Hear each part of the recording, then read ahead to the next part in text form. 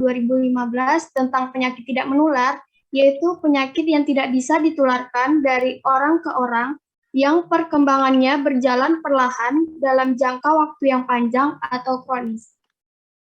Baik, terima kasih. Ini kemarin sudah kita bahas ya untuk PP nomor 71, PP Permenkes nomor 71 2015. Jadi untuk mengingatkan kembali pada dasar epidemiologi, Anda sudah memperoleh sebetulnya bahwa pola penularan penyakit itu ada dua, yaitu penyakit menular langsung dan menular tidak langsung, dan ada penyakit tidak menular, gitu ya. Jadi kalau kita bilang pola penularan itu ada dua, polanya menular langsung dan menular tidak langsung, artinya itu pada kelompok penyakit menular. Pola penularan, berarti menular langsung, menular tidak langsung. Nah, kalau di PTM memang tidak menular, gitu ya. Jadi ada bedanya nih, pada konsep menular, dia menularnya langsung atau tidak langsung. Kayak penyakit COVID itu penyakitnya menular langsung, jadi person to person. Nah, kalau biasanya ada penyakit demam berdarah, malaria itu ditularkan melalui vektor seperti nyamuk. Jadi ada yang ditularkan melalui vektor, binatang perantara, ada yang langsung dari orang ke orang. Seperti flu, ya, HIV/AIDS, COVID-19 itu menular secara langsung. Nah, dalam penyakit tidak menular kan nggak ada pola penularan, karena memang tidak menular gitu ya. Tadi sudah disampaikan di definisi yang disampaikan oleh temannya ya. Kemudian di sini, sehingga karena tidak menular tadi, apa yang kemudian menjadi agent? Apa yang kemudian menjadi agent gitu ya?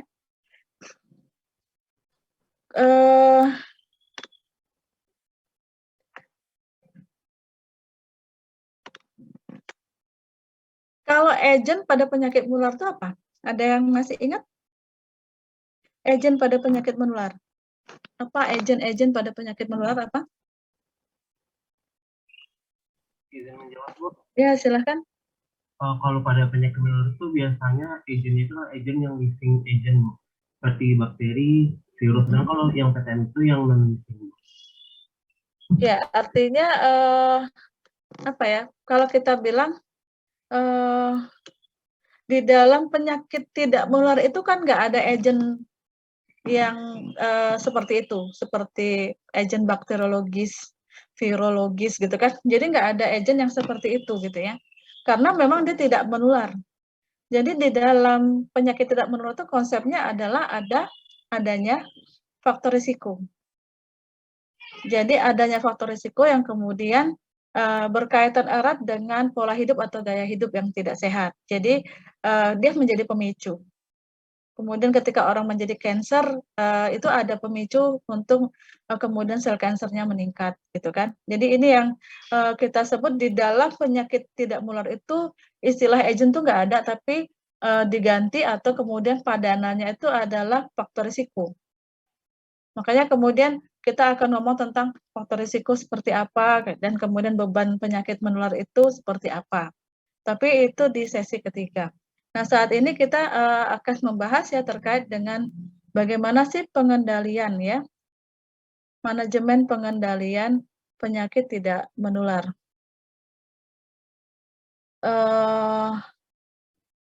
Ini nggak terbuka atau macam mana? Sorry sebentar. Kita lihat dulu. Oke.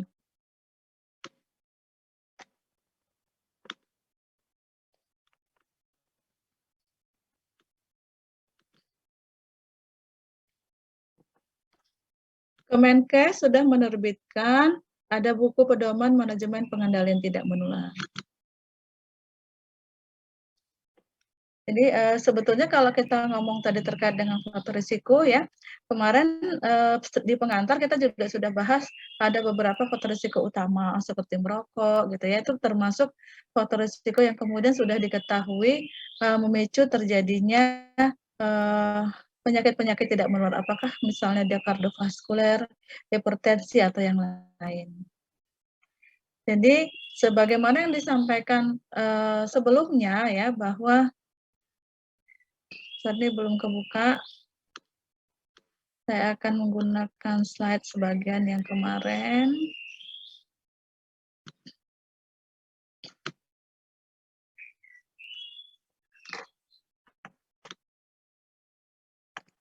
Bahwa kalau kemarin itu terkait dengan transisi demografi, dan kemudian transisi demografi itu berdampak terhadap terjadinya transisi epidemiologi ya. Ini yang kemarin, bahwa transisi epidemiologi itu adalah keadaan double burden disease, atau istilahnya yang ditandai dengan adanya perubahan mortalitas dan morbiditas. Biasanya dulu banyak penyakit infeksi, tapi sekarang sudah malah lebih banyak yang disebabkan oleh penyakit-penyakit kronis atau penyakit tidak menular. Nah, di dalam epidemiologi kita melihat bahwa ya, untuk menentukan hubungan kausal itu ya, di dalam epidemiologi ada yang disebut dengan kriteria causal relationship dengan Bradford Hill.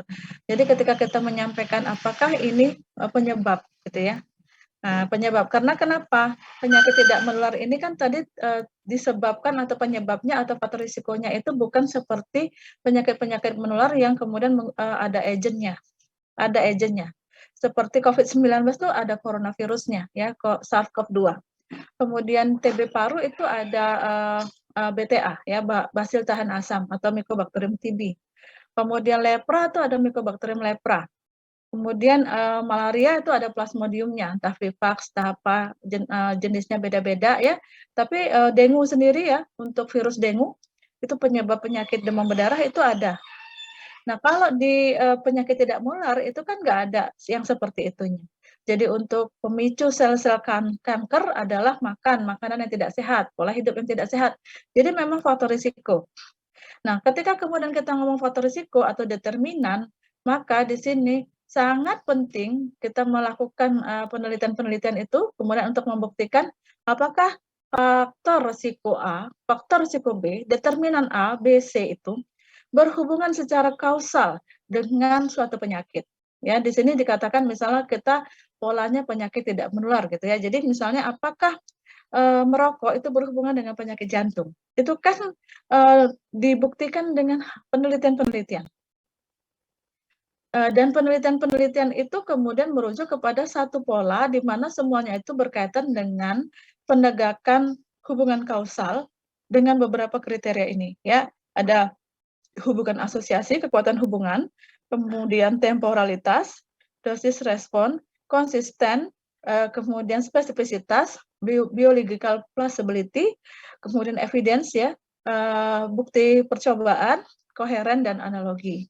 Nanti akan lebih jelas mungkin kalau misalnya pada sesi berikutnya ada di metode EPID, tapi memang ini nanti lebih detail di jurusan epidemiologi ya. Kalau misalnya kemudian kita membahas terkait kenapa orang kemudian menyimpulkan bahwa faktor risiko dari penyakit tidak menular itu adalah merokok atau minum alkohol ya, atau yang lainnya. Nah, ini yang dilakukan penarikan kesimpulan itu dengan hubungan sebab akibat ya, yang kemudian causal relationship ini memiliki beberapa kriteria. Jadi dia nggak bisa misalnya hanya kekuatan hubungannya tinggi, cuma itu. Nggak bisa dengan satu kriteria aja kita kemudian menyatakan ini berhubungan kausal gitu ya. Nah, dari hasil-hasil penelitian itu kemudian muncullah beberapa faktor risiko utama terhadap penyakit tidak menular, yaitu misalnya pola makan yang tidak baik, kemudian hipertensi, merokok, pencemaran udara, kadar glukosa darah misalnya, aktivitas fisik yang kurang, pekerjaan yang berisiko, indeks massa tubuh ya yang obesitas misalnya, kekurangan zat besi, penyalahgunaan obat misalnya. Ini yang kemudian dihasilkan dari hasil-hasil penelitian yang telah dilakukan. Kemudian kita lihat bahwa faktor risiko utama itu seperti kurang aktivitas fisik, diet yang tidak sehat, merokok, dan konsumsi alkohol. Dan ini yang kemudian dilakukan ya secara berkala, itu pemantauan faktor risiko ini pada kelompok-kelompok yang berisiko tinggi, yang kemudian dikenal dengan ya saat ini adalah Posbindu PTM. Tapi nanti dibahas sendiri nih pada Posbindu PTM. Jadi kalau kita lihat di sini ada faktor-faktor perilaku. Jadi faktor-faktor perilaku itu yang kemudian mencoba kita melakukan upaya-upaya pencegahan atau pengendalian PTM ini dengan mengubah faktor risiko yang dapat diubah seperti perilaku tadi merokok misalnya. Diet yang tidak sehat tadi bisa dirubah dengan misalnya makan sayur dan buah kalau bisa lebih dari 5 porsi. Paling minimal 5 porsi misalnya. Jadi aktivitas fisik Nah, ini adalah faktor risiko perilaku yang kemudian berisiko terhadap terjadinya penyakit tidak menular, seperti merokok dalam 1 bulan terakhir. Ini kemudian dijadikan identifikasi bahwa orang itu masih merokok aktif.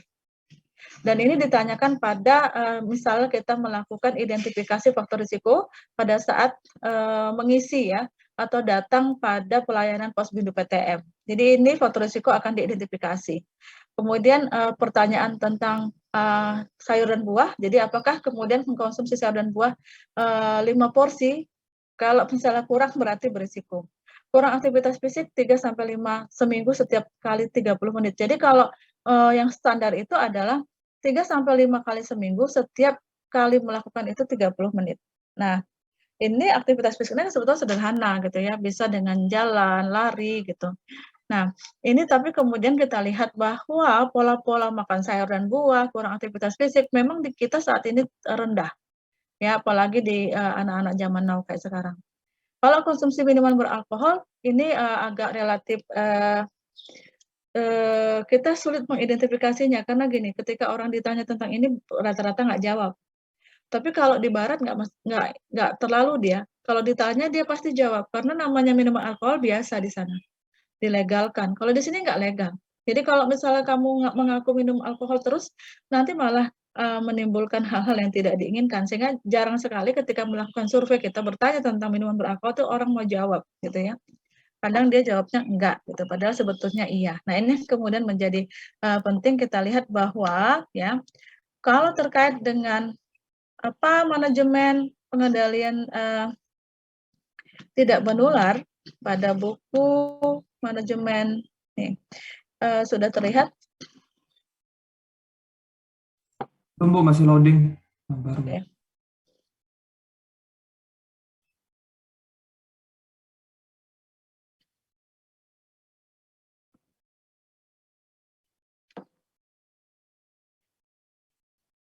Sudah terlihat? Sudah, Bu.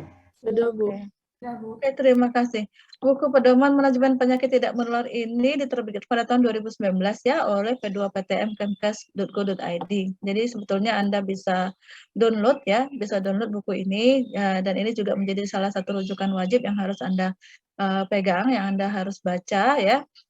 Dan ini gratis, bisa diambil dari web ataupun dari Google nanti bisa dapat. Di sini kalau kita lihat buku ini cukup ada nggak tebal banget sih, cuma 100 ya, cuma 100 halaman dan banyak gambar-gambarnya kalau saya lihat. Ini banyak gambar-gambarnya.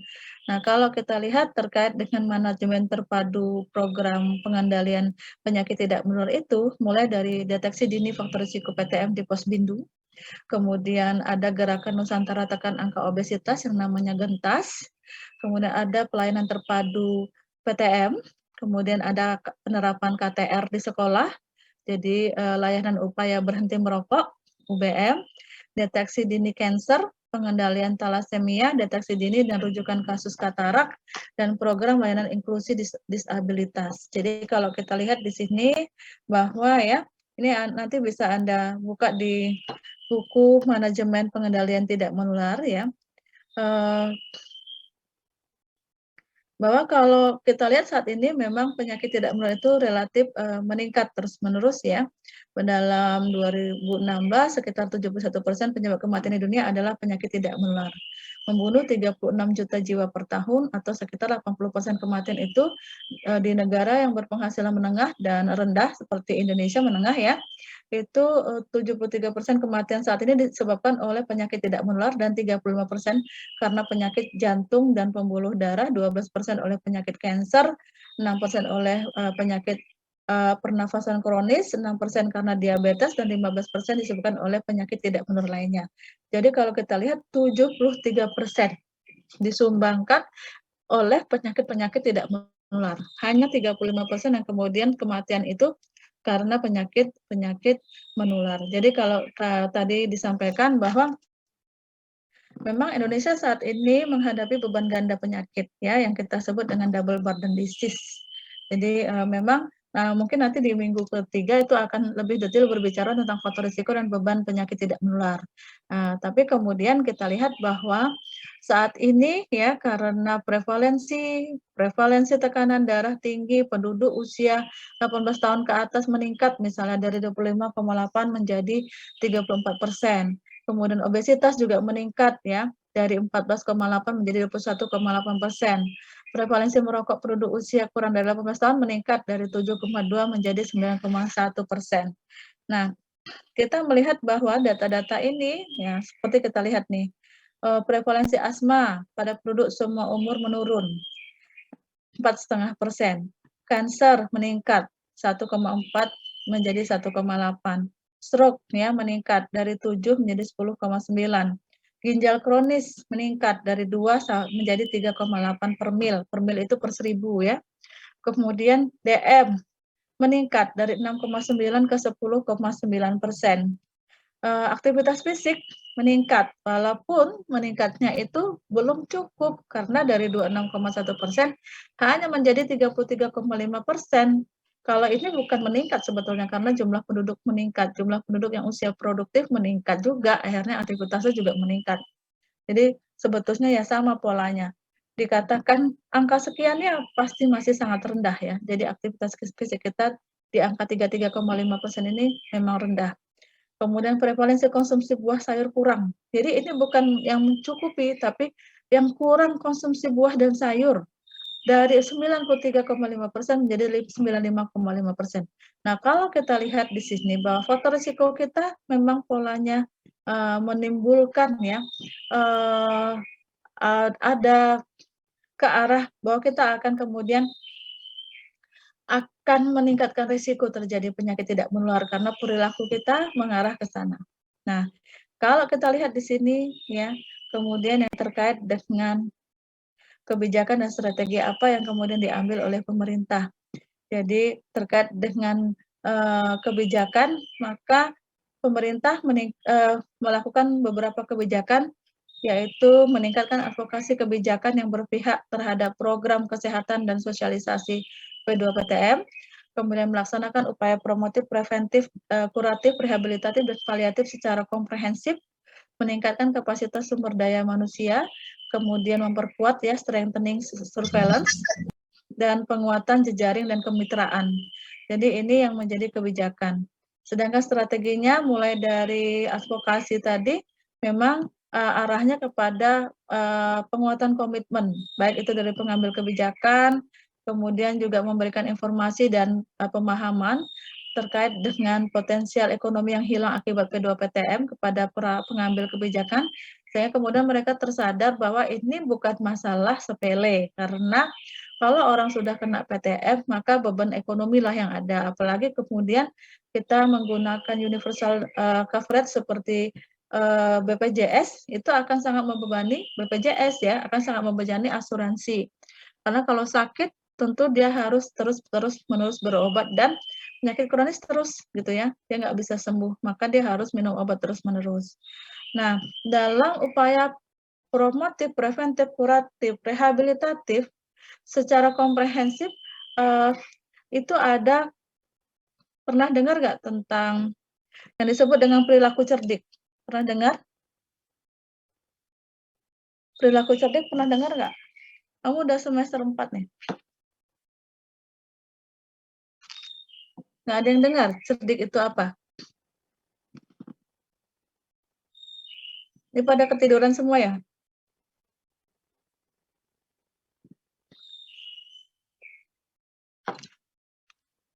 Apa itu perilaku cerdik? Ada yang bisa kasih respon? Izin menjawab, Bu. Ya, silakan. Perilaku cerdik itu yang pertama cek kesehatan secara berkala, menyahkan asap rokok, rajin berolahraga, diet seimbang, istirahat cukup, dan kelola stres. Ya, terima kasih. Itu sebetulnya akronim yang kemudian dikampanyekan untuk promotif preventif terkait dengan PTM. Jadi cerdik, tadi sudah disampaikan, C itu cek kesehatan secara berkala.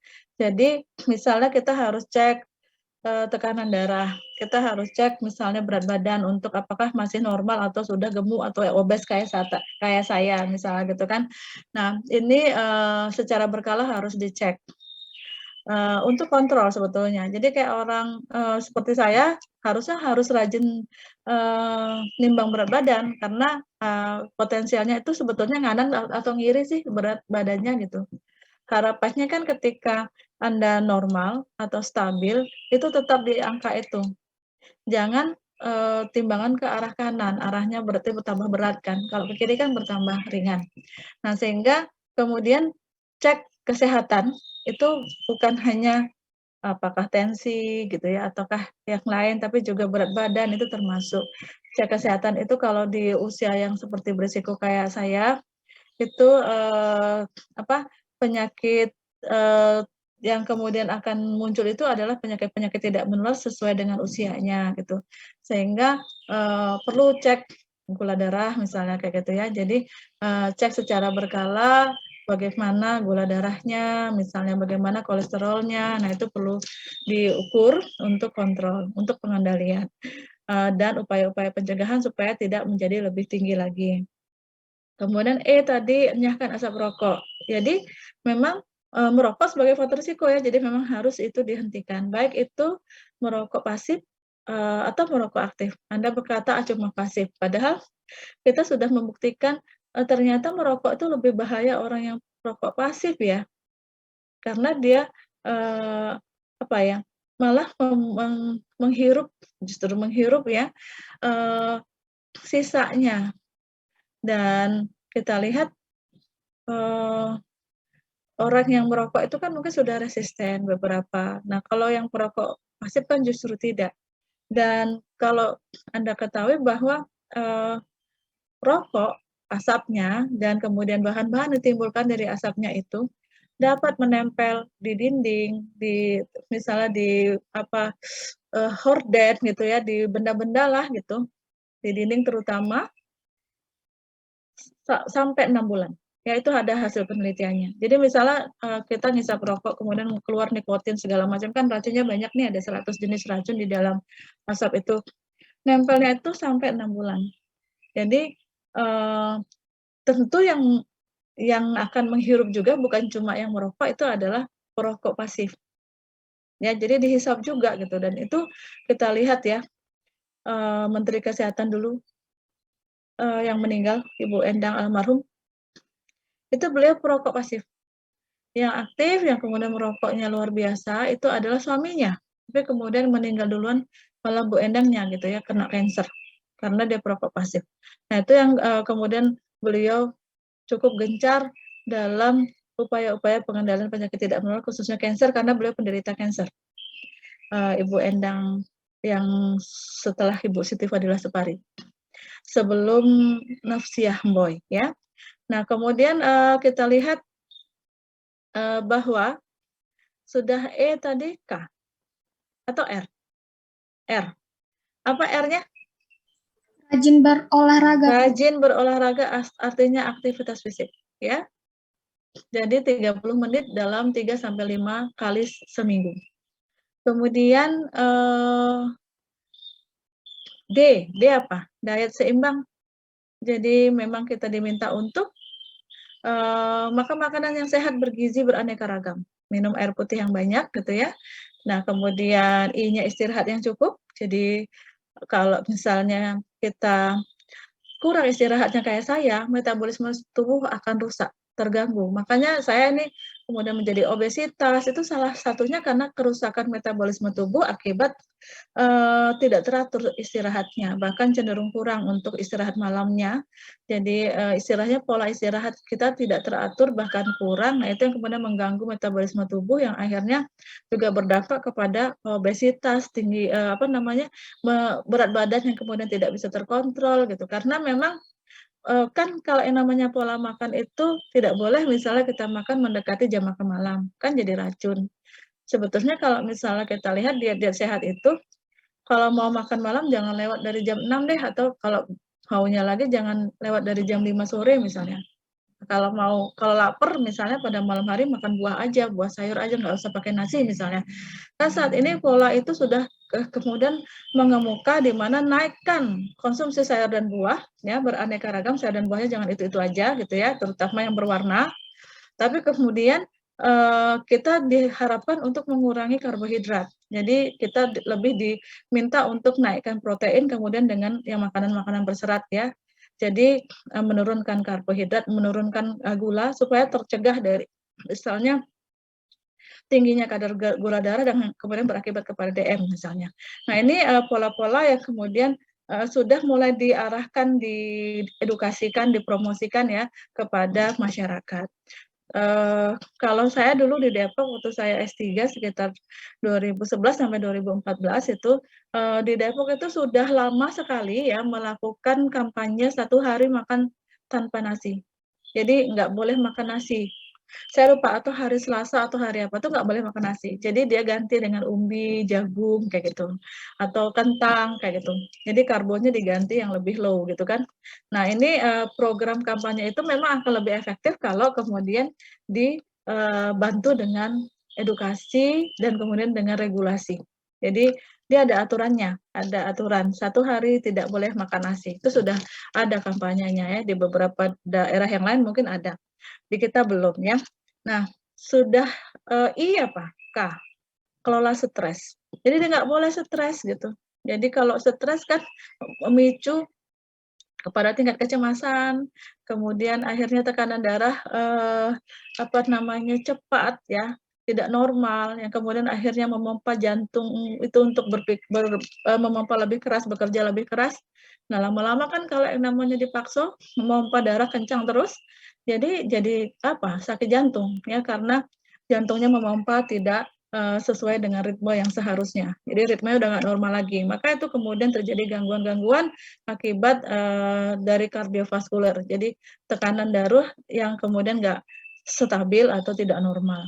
Nah, arahnya ke sana. Jadi kampanye cerdik itu termasuk sebagai salah satu manajemen pengendalian penyakit tidak menular ya. Jadi kalau kita lihat di sini bahwa konsep segitiga epid, masih ingat apa konsep segitiga epidemiologi? Konsep segitiga epidemiologi apa?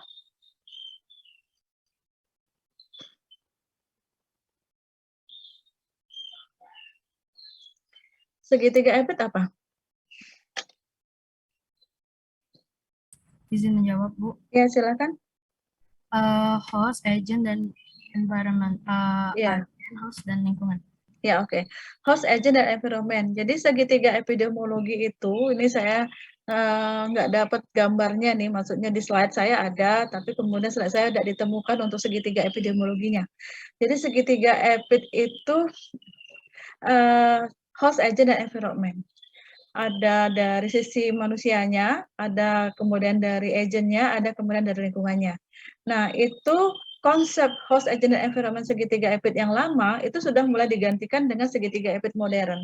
Jadi host, agent, dan environment di sini agentnya itu adalah diganti dengan faktor risiko. Nah, kalau dulu lingkungan itu lebih ke lingkungan fisik gitu ya, maka saat ini lebih ke arah lingkungan yang lebih luas, lingkungan sosial, ekonomi, budaya, politik itu lebih luas.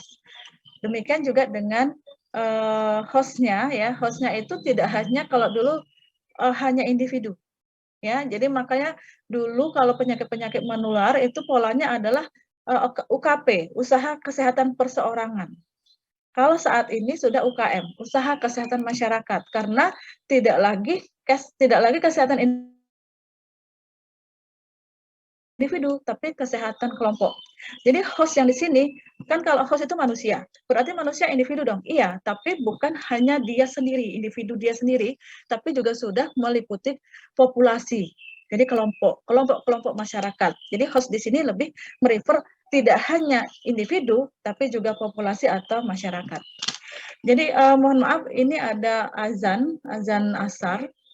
Kita off sebentar, saya izin sekitar 15